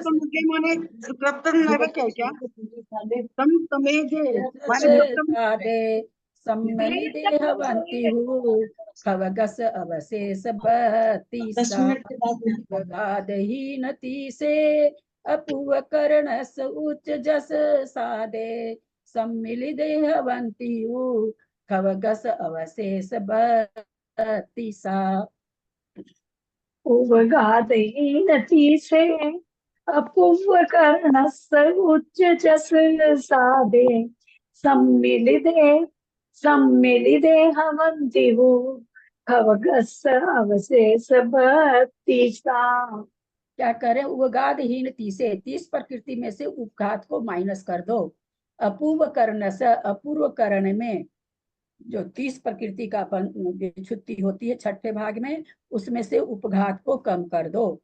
उच्च जस सादे और ऊंच गोत्र, जस से यशस्कृति और सादे माने साता वेदनीय, सम्मिलिदे सबको मिला दो, अवंती होती है, हु निश्चय से, खवगस अवशेष 32। ये 32 प्रकृतियां 26 श्रेणी वाले के बची है। जो 42 प्रकृति में 32 प्रकृति बची। 32 जी ये गाथा कितना नंबर है? ये गाथा हमारी बुक में तो है ही नहीं। दीदी ये उल्टी सीधी गाथा है क्या? पहले 168 हमारे में भी नहीं है ये वाली गाथा। एक मिनट, 167 नंबर गाथा है। बाबूजी का कहना है कि तुमने इसको नहीं पढ़ा था। हाँ ठीक है, पढ़ देते हैं, छूटनी नहीं चाहिए ना, गाथा अपनी छूटनी नहीं हाँ, चाहिए। ये वाली तभी पहले आपने 168 पढ़ा दी। हाँ, तो वही इसीलिए उसका तो उच्चारण कौन से करके नंबर की है ये? 167 नंबर की गाथा थी। चलिए विशेषार्थ थोड़ा सा देखते हैं, क्योंकि आज थोड़ा सा देखेंगे तो ज्यादा समझ में आएगा, कल थोड़ा सा फिर दिमाग से बातें निकल जाएगी। गाथा 164 से 169 तक उत्कृष्ट अनुभाग बंध के स्वामी बताए हैं। उसका विशेष कथन इस प्रकार है। अब आपको और बढ़िया से बता रहे हैं। 5 ज्ञानावरण, 9 दर्शनावरण, असाता वेदनीय, मिथ्यात, 16 कसाय, 5 नो कसाय, मुंडक संस्थान, अप्रशस्त वर्ण चतुष्क, उपघात, अप्रशस्त विहायो गति, अस्थिर, अशुभ, दुर्भग, दुस्वर, अनादेय, अयश कीर्ति, बीच गोत्र, 5 अंतराय। हल्दी डाल के उसको जो भिंडी में चढ़ा, अभी तक तुमने चढ़ाई नहीं है। चक्रेश जी बंद कीजिए अपना। दीदी ये आप कहाँ से पढ़ रहे हैं अभी? पेज नंबर 136 में विशेषार्थ। अच्छा वो गाथा हो गई क्या? अच्छा गाथा का किए ना अभी, अर्थ पूरा तो किए। 167 वाली का। हाँ करे ना, अभी तो किया मैंने। इन प्रकृतियों के उत्कृष्ट अनुभाग बंध का स्वामी पंचेंद्रिय संगी पर्याप्तक सब पर्याप्तियों से प्राप्त होकर साकार जागृत नियम से उत्कृष्ट संकलेश युक्त उत्कृष्ट अनुभाग बंध करने वाला अन्यतर 4 गति का जीव है। अब यहाँ पर देखिए, अन्यतर 4 गति का जीव मतलब चारों गति में से कोई भी कर सकता है। अन्यतर मतलब अन्य कोई भी जीव, मनुष्य, त्रियंश, देवनार्की, कोई भी इतनी प्रकृति का बंध अनुभाग उत्कृष्ट अनुभाग बंध कर सकता है। अब जो मंजू जी आपने पहले गुणस्थान में आतप का अनुभाग लगा दिया, उद्योत का दूसरे में लगा दिया, वैसे अगर लगता तो यहाँ पर अस्थिर, अशुभ, अयश कीर्ति का कहाँ लगना चाहिए था? छठे गुणस्थान में लगना चाहिए था, है ना? तो छठे गुणस्थान में तो नहीं आया। मिथ्या दृष्टि जीव आया, छठा गुणस्थान तो मुनि महाराज का है। और चारों गति के जीव का आया, चारों गति के जीव में तो छठा गुणस्थान होता भी नहीं है। इसलिए सभी प्रकृति को अपने मन से नहीं लगाना कि जहां पर बंध विच्छुत्ति हो रही है वहां पर तीव्र अनुभाग बंध है, ऐसा कथन नहीं आया है। केवल छपक श्रेणी के 8वें गुण स्थान में और 10वें गुण स्थान में जो बंध विच्छुत्ति हो रही है उन 32 प्रकृति के लिए आया है कि जिस समय विच्छुन्न हो रही है उस समय तीव्र अनुभाग बंध है। साता वेदनी यशः कीर्ति उच्च गोत्र के उत्कृष्ट अनुभाग बंध का स्वामी छपक सूक्ष्म सांप्राय संयत और अंतिम समय में उत्कृष्ट अनुभाग बंध करने वाला अन्यत्र जीव है। अन्यत्र जीव से यहाँ पर क्या कहना चाह रहे हैं कि ऐसा नहीं समझिएगा कि सूक्ष्म अन्यत्र क्यों दे दिया? अन्यत्र माने तो चारों गति के अन्यत्र जीव नहीं लिखे हैं, ये समझने की करिएगा यहाँ कोशिश, नहीं तो बहुत गलत समझ जाएंगे। एक तो चारों गति के अन्यत्र जीव है, कहने का मतलब चारों गति के जीव हो गए। यहाँ क्या कह दिया पहले? बोला सूक्ष्म संप्राय है करने वाला, पर कोई भी जीव हो सकता, सभी नहीं हो सकते। कि सूक्ष्म संप्राय जीव 512 प्राप्त कर रहे हैं तो 512 के 12 तीव्र अनुभाग बंद करेंगे, ऐसा नहीं, लेकिन करेगा तो वही करेगा। अगर करेगा तीव्र अनुभाग बंद साता वेदनी का, उच्च गोत्र का और यशस कीर्ति का, तो कौन करेगा? तो बोलते हैं 10वां गुण स्थानवर्ती छपक वाला ही करेगा। करेगा ही, नियम नहीं है कि सभी करे, पर अगर कोई करता है तो वहां करेगा। अब यहाँ प्रश्न उठता है 10वें गुण स्थान में का मतलब क्या हुआ? अन्यतर जीव, अन्यतर जीव मतलब सूक्ष्म सांप्राय गुण स्थान वाला कोई भी जीव। यहाँ सूक्ष्म सांप्राय गुण स्थान वाला कोई जीव आ गया। जहाँ चारों गति लिखा रहेगा वहां किसी गति का कोई जीव, ऐसे आएगा अर्थ। तो यहाँ एक प्रश्न खड़ा होता है कि 10वें गुण स्थान में तीव्र अनुभाग बंद कर रहे हैं यशस कीर्ति का, उच्च गोत्र का और साता भेद की। क्या करेंगे इसका वो बांध करके, क्या करेंगे, क्या काम आना है उनको। पर एक दुनिया का नियम है कि माया के पीछे दौड़िए तो माया आगे भागती है, माया से मुंह मोड़ लो तो माया आपके पीछे भागती है। मुनि महाराज बोला भैया अंतर्मूर्त के बाद में तो मुझे केवल ज्ञान होना है, क्योंकि छपक की बात है यहाँ पर। तो मुझे क्या करना, तुम कितना भी बंध रहे हो, कुछ भी नहीं बंध, तो उसके पीछे पड़ी हुई है, तीव्र अनुभाग से बंध रही है। उनको अब गरज ही नहीं है, वो तो केवल ज्ञान के स्वामी होने वाले हैं अगले ही अंतर्मूर्त में। तो वहां पर ये तीव्र अनुभाग बंध पड़ रहा कि नहीं हम तो आपके पास आएंगे ही, आप नहीं चाह रहे हो इसलिए हम तो आपके पास आएंगे ही। तो इसलिए यहाँ पर ऐसा प्रतीत होता है। स्त्री वेद, पुरुष वेद, हास्य, रति, 4 संस्थान, 4 संघनन का क्या है, बंध, भंग लिखा हुआ है शायद, उसको बंद कर लीजिएगा, मति ज्ञानावरण के समान है। किंतु विशेषता इतनी है कि तत्व प्रायोग संक्लेश परिणाम वाले जीव के कहना चाहिए। जहां पर भाई मति ज्ञानावरण के लायक संक्लेश होगा तो मति ज्ञानावरण होगा, स्त्री वेद पुरुष वेद के लायक होगा तो उसको होगा। तो वही यहाँ कह रहे हैं कि तात्पर्य उस प्रकृति के बंधने लायक संक्लेश परिणाम होना चाहिए। तो सबके कौन सा हम लोग है, चारों गति के जीव हैं, इसमें कोई भी इसको बांध सकता है। स्त्री वेद, पुरुष वेद, हास्य, रति, 4 संस्थान, 4 संघनन, इसका बंद, 4 सहनन का बंद देव नारकी कर सकते हैं कि नहीं? कर सकते, क्योंकि सहनन नहीं होता उनमें, सहनन नहीं होता उन्हें सहनन नहीं। मैं फिर से आप लोगों से हाथ जोड़ के विनय करूंगी कि प्रश्न को ढंग से सुना करिए। मेरा है करता है अभी बोला ही नहीं, उसके पहले 2-3 लोगों का जवाब आ गया, जबकि मैं 3 बार प्रश्न बोलूंगी, मेरा स्वभाव है। मेरा फिर से सुनिए, 4 सहनन का बंद या 6 सहनन का बंद देव और नारकी करता है कि नहीं? मैं ये नहीं जानती कि आपने गलत उत्तर दिया था कि सही दिया था। चलिए जयश्री जी, आपका हाथ देख लिया। हाँ बोलो अनीता। सहनन का बंद होता ही नहीं है देव नारकी को। 169 का था। मंजू जैन पाटनी। हाँ दीदी, देव और नारकी करते हैं उसका करते हैं। हाँ मंजू जी बोली, मंजू जी पीछे भी आया था जी। करते हैं बंद क्यों नहीं करेंगे? देव और नारी, 1 मिनट बताइए कितना जल्दी उत्तर। मेरे को सचमुच हम कभी कभी सोचते हैं कि आप लोग क्लास हम पंकज भैया में ट्रांसफर करके तो इस तरह का उत्तर देते हैं। देव और नारकी मर के कहाँ आएंगे? मनुष्य और त्रियंच में तो बांधेंगे नहीं तो कैसे आएंगे? ऐसे हुलुल जुल करते आएंगे क्या बिना सहनन के? 1 मिनट में उत्तर देना और गलत उत्तर देना है। आप प्रश्न पूछो भैया, आपका आधा वाक्य रहेगा, हम तो उत्तर दे देंगे। 5 साल से समझाते समझाते हार गए और प्राय उत्तर गलत रहता है, क्योंकि आप तो ध्यान से सुने ही नहीं, उस पर चिंतन करने की जरूरत ही नहीं समझे। हम तो नेमिचंद आचार्य से बहुत आगे बढ़ गए हैं। नेमिचंद आचार्य तो गाना बन के चले गए।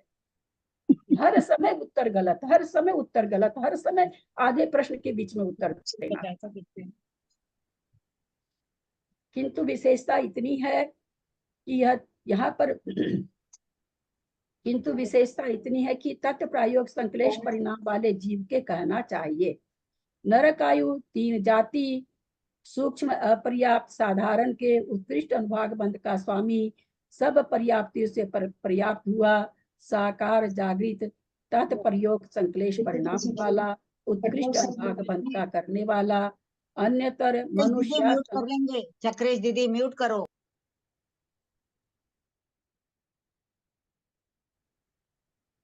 अन्यतर मनुष्य संगी पंचेंद्रिय त्रियंच है, क्योंकि कौन करेगा सूक्ष्म पर्याप्त साधारण का? देवनारकी तो करेगा नहीं। तो क्या कह रहे हैं, कोई भी अन्यतर मनुष्य संगी पंचेंद्रिय, कोई भी मनुष्य, अथवा ऐसा नहीं कि सभी मनुष्य सभी त्रियंच, अन्यतर का मतलब कोई भी मनुष्य और संगी पंचेंद्रिय जीव इन प्रकृतियों का तीव्र अनुभाग बंद करता है। दीदी ऊपर वाली लाइन में ये आया है मति ज्ञानावरण के समान है। मति ज्ञानावरण के समान, मति ज्ञानावरण का तीव्र, मति ज्ञानावरण ज्ञानावरण घातिया कर्म की प्रकृति है, अशुभ प्रकृति है, इसका तीव्र संक्लेश के साथ बंध होगा। तो 10वें गुण स्थान में तो तीव्र संक्लेश है नहीं, वहां तो जघन्य बंध हो रहा। हम लोगों ने देखा था कि सर्व जघन्य बंध हो रहा वहां पर चपक श्रेणी वाले को। तो कह रहे हैं कि जैसे मति ज्ञानावरण का जो बंद कर रहा है, यहाँ पर खुलासा नहीं किया, वैसे ही इनका भी बंद करने वाला होगा, पर आप अलग अलग से लगा लीजिएगा। मति ज्ञानावरण का परिणाम परिचय और होगा, इस पुरुष वेद और क्या क्या है उसमें आया है, स्त्री वेद पुरुष वेद का परिणाम परिचय और होगा, वैसा परिणाम होगा तब तो बंधेगा ना। परिणाम कहते सबको करने वाला तो जीव संक्लेश परिणामी है, लेकिन एक ही परिणाम से सब होता हो ऐसा नहीं है, तात प्रयोग परिणाम अलग अलग होगा। लेकिन जैसे मति ज्ञान आवरण का संक्लेश परिणाम उत्कृष्ट संक्लेश परिणाम वाला जीव कर रहा, मिथ्या दृष्टि जीव कर रहा है। मति ज्ञान आवरण का तीव्र बंद कौन करेगा? जो, क्योंकि तीव्र संक्लेश परिणाम किसको पाया जाता है? मिथ्या दृष्टि को ही पाया जाता है, इसलिए मिथ्या दृष्टि ही करेगा। तो मति ज्ञान आवरण का कोई कर रहा तो वो पुरुष वेद का भी कर रहा, वो ऐसा जरूरी नहीं कहते, उस लायक परिणाम होना चाहिए। करेगा मिथ्या दृष्टि जीव, लेकिन सबके परिणाम अलग अलग होंगे। ये जब मैं आप लोगों को बताऊं, मैंने ये सुना भी नहीं अभी किसी से, ये जब मैं कर्मकांड जी व्हाट्सएप पर पढ़ा रही थी, मैंने ये व्हाट्सएप पर सारा लिखना रहता था, कुछ आपस में बातें तो होती नहीं थी कुछ भी। तो मैं उस समय इसको समझने की अपनी भर जितनी कोशिश कर सकती हूँ, बहुत ज्यादा करी भी नहीं, सामने पढ़ाना नहीं रहता तो उतना करी भी नहीं थी, लेकिन खुद के समझने के लिए बहुत मैंने कोशिश की थी, बहुत ही कम समझ में आया था। उसके बाद मैंने आज ही हाथ में पकड़ा है इसको, मैंने इसको कल या सुबह देखा नहीं है, लेकिन एकदम से अपने आप दिमाग खुलासा हो जाता है। हम ये कहना चाह रहे हैं, जब हम तर्कना लगाने लगते हैं तब, ये चीज बताने के लिए हम आप लोग को बताना चाह रहे हैं। उसके बाद आज 4 साल से ज्यादा हो गया उस बात को, 4 साल से तो बहुत ज्यादा होगा, पैर का ऑपरेशन हुआ था मेरा, तब मैं व्हाट्सएप पर पढ़ाती थी, तो कुछ भी मुझे ऐसा एक शब्द भी नहीं याद है, कुछ नहीं समझ में आया था मेरे को, हल्का फुल्का कोई आया होगा तो आया होगा, मैं बस लिख देती थी व्हाट्सएप पर, कुछ समझाना तो था नहीं किसी को। उसके बाद मैंने आज ही लिया है। जब हम तर्कना करने लग जाएंगे ना, तो बहुत सारी चीज तर्कना से बहुत अच्छा खुलासा हो जाएगा, दिमाग की बहुत ही अच्छी पोजीशन होती चली जाती है। ये बताना चाह रहे हैं, ये नहीं बताना चाह रहे हैं कि हम बहुत अच्छे हो गए, इसको उल्टा अर्थ न लगा दीजिएगा। क्रियंच व मनुष्य आयु के संबंध में भी यही कथन है, किंतु विशेषता इतनी है, यहाँ प्रायोग्य विशुद्ध परिणाम वाला उत्कृष्ट अनुभाग बंद करने वाला जीव कहना चाहिए। यहाँ भी मिथ्या दृष्टि ही कर रहा, लेकिन कहते मिथ्या दृष्टि में अब कहते चूंकि आयु का बंध है, आयु का बंध तो संक्लेश परिणाम से, मतलब बहुत अधिक संक्लेश परिणाम से तो होगा नहीं, तो कहते हैं उसी हिसाब से आप विशुद्ध परिणाम लगा लीजिएगा। देवायु के उत्कृष्ट अनुभाग बंध का स्वामी साकार जागृत तात्पर्य विशुद्धि परिणाम वाला उत्कृष्ट अनुभाग बंद करने वाला अन्यत्र अप्रमत संयत जीव है। कोई भी 7वें गुण स्थानवर्ती कोई भी जीव है, अन्यत्र अप्रमत मतलब कोई भी, सभी नहीं, जितने 7वें गुण स्थान में जा रहे हैं सभी तीव्र अनुभाग बंद करेंगे, ऐसा नहीं है। अन्यत्र लिखने का मतलब बार बार समझाना चाह रहे हैं आप लोग को, कोई भी जीव। नरक गति व नरक गत्यानुपूर्वी का उत्कृष्ट संक्लेश परिणाम वाला उत्कृष्ट अनुभाग बंद करने वाला अन्यतर मनुष्य व पंचेंद्रिय त्रियंच है, क्योंकि नरक गति का कौन बंद करेगा? मनुष्य और त्रियंच ही करेंगे, देवनार की तो करेंगे नहीं, तो इसलिए कोई भी मनुष्य अथवा त्रियंच करेगा। मिथ्या दृष्टि सागार जागृत नियम से उत्कृष्ट अनुभाग बंद करने वाला अन्यतर देव और नार की त्रियंच गति असंप्राप्ता श्रीपाटिका सहनन त्रियंच गत्यानुपूर्वी का उत्कृष्ट अनुभाग बंद का स्वामी है, जिसकी गाथा 169 आ चुकी है। दीदी इसमें साकार जागृत लिखा हुआ है, मिथ्या दृष्टि साकार जागृत। हाँ, तो सोए हुए इंसान के कभी भी उत्कृष्ट बंध नहीं होता, न स्थिति का होता है न अनुभाग का होता है। बंद करने के लिए जागृत साकारो उपयोगी चाहिए, जागृत चाहिए, ज्ञानो उपयोगी चाहिए। साकारो उपयोगी का दूसरा नाम क्या? ज्ञानो उपयोगी चाहिए। दर्शनो उपयोगी के कभी भी उत्कृष्ट बंध नहीं होता है। दीदी इसमें ये मतलब है कि उत्कृष्ट बंध के लिए ये जरूरी नहीं है कि उत्कृष्ट ही विशुद्ध परिणाम हो, बीच के मतलब कोई भी परिणाम, बीच के परिणाम से नहीं हो गया तो उत्कृष्ट संक्लेश परिणाम चाहिए अप्रशस्त प्रकृति के लिए, प्रशस्त प्रकृति के लिए विशुद्ध उत्कृष्ट परिणाम चाहिए, बिल्कुल वो तो दोनों के लिए वैसे ही चाहिए। तो कोई जैसे ये तत्प्रयोग विशुद्ध परिणाम वाला मतलब क्या हुआ कि प्रयोग से कहने का मतलब प्रकृतियां तो बहुत तरह की, अब एक बहुत अच्छी प्रकृति का बंद कर रहे हैं तो उसके लिए और विशुद्ध परिणाम और ज्यादा चाहिए। अब आहारक द्वीप का बंद कर रहे हैं, बहुत विशुद्ध प्रकृति है तो और विशुद्धि ज्यादा चाहिए। तीर्थंकर कर रहे हैं और विशुद्धि ज्यादा चाहिए। उससे मान लीजिए जैसे मनुष्य गत्यानुपूर्वी कर रहे हैं, पंचेंद्री जाति कर रहे हैं, हालांकि ये भी पुण्य प्रकृति है, ये इसका भी अनुभाग बंद होगा विशुद्ध परिणामों से, लेकिन उतना तीव्र वाला नहीं भी रहेगा तो भी हो जाएगा। ये यहाँ कहना चाह रहे हैं कि तत्प्रयोग मतलब उसके लायक, उस वैसा बंद होने लायक, क्योंकि परिणाम कितने असंख्यात लोग प्रमाण है ना, एक तरह के तो परिणाम है नहीं, तो वो यहाँ पर कह रहे हैं। तो मतलब उस प्रकृति के लायक उत्कृष्ट परिणाम होना चाहिए। उस प्रकृति के लायक। अब जो हारक द्वीप के लिए चाहिएगा वही उच्च गोत्र के लिए चाहिए, जरूरी नहीं है। वही मनुष्य गति के लिए जरूरी नहीं है ना, अलग अलग टाइप से हो जाएगा, लेकिन चाहिए विशुद्ध परिणाम ही। देवगति, पंचेंद्रिय जाति, वेक्रिय क्षीर, आहारक शरीर, तेजस, कार्मल, समचतुर संस्थान, वेक्रिय कांगोपान, आहारक वर्ण, प्रशस्त वर्ण चतुर, देवगत्यानुपूरी, अगुरु, लघु, परघात, उच्छ्वास, ये सारी वही है 8वें गुणस्थान वाली। निर्माण व तीर्थंकर के उत्कृष्ट अनुभाग बंध का स्वामी अन्यतर छपक अपूर्व करण जो पर भव संबंधी नाम कर्म की प्रकृतियों का अंतिम समय में उत्कृष्ट अनुभाग बंद करने वाला वह जीव है। बंद जो होता है प्रभव में उदय में आती है ना, तो कह रहा प्रभव में उदय में आने वाली है, हालांकि वो तो छपक से नहीं चढ़ने वाला, वो तो खत्म कर देगा। तो कहते हैं कि ये नहीं समझिएगा कि जो उदय में आ रही है उसका उत्कृष्ट बंद कर रहा है, ऐसा नहीं लगा लेंगे। जो प्रभव में उदय में आएगी ऐसी 29 प्रकृतियों का अपूर्वकरण छपक वाला करेगा, जिसको हम लोग अभी बहुत अच्छी तरह से समझे हैं। एक इंद्रिय जातीय स्थावर के उत्कृष्ट अनुबंध बंध का स्वामी मिथ्या दृष्टि, साकार, जागृत, नियम से उत्कृष्ट संश्लेष परिणाम वाला और उत्कृष्ट अनुभाग बंद करने वाला अंतर सौधर्म और ऐसान कल्प के देव हैं। ये सब हमने अभी पढ़ा। इसमें सारा वो उत्कृष्ट बंध का पूरा निचोड़ इसमें दे दिया है ना। गाथा तो कई थी, 4-5 गाथा थी, 4-5 गाथा को उन्होंने इसमें भवंतरिक को क्यों नहीं लिया? सौधर्म और ईशान वाले उसमें अपने आप आ जाते हैं भवंतरिक। अच्छा। आतप प्रकृति के उत्कृष्ट अनुभाग बंध का स्वामी संगी, साकार, जागृत, तत्व प्रायोग्य विशुद्ध परिणाम वाला उत्कृष्ट अनुभाग बंद करने वाला अन्यतर 3 गति का जीव है।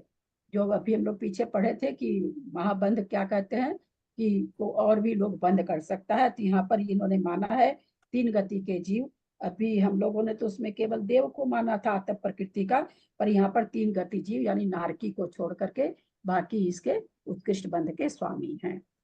उद्योग प्रकृति के उत्कृष्ट अनुभाग बंध का स्वामी मिथ्या दृष्टि, सब पर्याप्तियों से पर्याप्त, साकार, जागृत, सर्व विशुद्ध, तदंतर समय में सम्यक्त को प्राप्त होने वाला उत्कृष्ट अनुभाग बंद करने वाला अन्यतर सप्तम पृथ्वी का नारकी जीव है। गाथा हमने बढ़िया से समझी थी, तो ये हमको फटाफट समझ में आ गया। कोई प्रश्न है तो कर ले। अष्टमी चतुर्दशी परसों है ना, मेरे को तो परसों ही बताया गया है। हम लोग के तो कल है जी, चतुर्दशी तो कल है। कल है।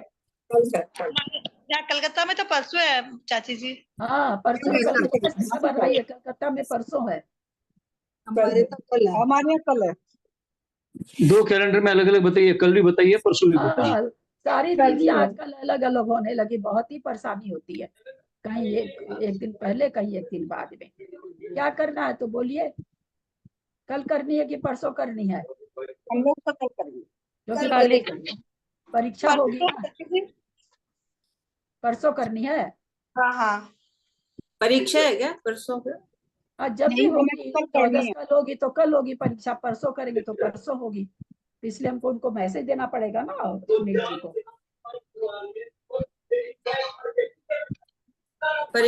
परसों कर लेते, परसों रख लेते। कल तो चाची परसों करेंगे, परसों तो फ्री रहते हैं, फिर वो आराम से देख भी लेंगे।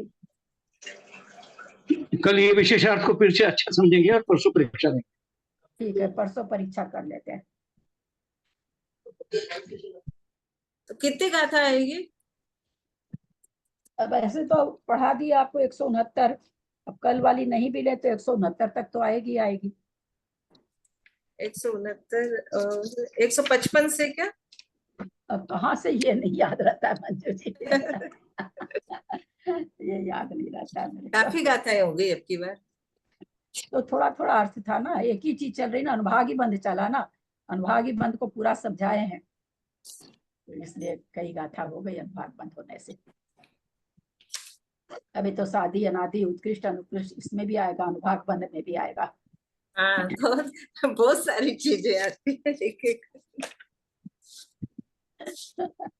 सोचिए लिखने वाले की महानता देखिए ना, यहाँ आचार्य लिख गए, माता जी ने टीका कर दी, फिर भी हमको कितना भारी लग रहा है। मतलब 148 प्रकृतियों में से एक एक प्रकृति के कितने भेद प्रभेद है, उसके स्थिति और उसका अनुभाग और उसका शादी अनादि जगन्य अजगन्य, एक प्रकृति का यदि करो तो बहुत सारे हैं, तो 148 का करो, कहाँ याद रहेगा। अभी तो भंग जाएंगे 30,000 तक, कितना कितना तक जाएंगे, बहुत भंग बनेंगे, इसलिए तो भंग इतने बन जाएंगे, बहुत भंग, याद नहीं कितने भंग बनते, बहुत भंग बनते हैं, क्योंकि हम भी कभी पढ़े तो है नहीं, व्हाट्सएप पर लिखे थे तभी थोड़ा सा लिखे थे। यदक्षरमात्रा पदवाक्यहीनं मया प्रमाद्यादि किंचनोक्तम् तन्मे क्षमित्वा विदधातु देवी सरस्वती केवल बोध लब्धि बुद्धि समाधि परिणाम शुद्धि स्वात्मोपलब्धि शिव सौख्य सिद्धि चिंतामणि चिंतित वस्तु दाने त्वां वंद मानस ममास्तु देवी। जाबानी के ज्ञान ते सुझे लोकालोक सोबानी मस्तक चढ़ो सदा दे तुम तो, हे जिनवानी भारती तो ही जपू दिन रैन जो तेरा शरण आ गए सो पावे सुख चैन। देव भजू अरहंत को गुरु से हो निर्ग्रंथ दया धर्म पालू सदा यही मोक्ष का पंथ। द्वादशंग जिनवानी माता की जय। 9 बार नमोकार।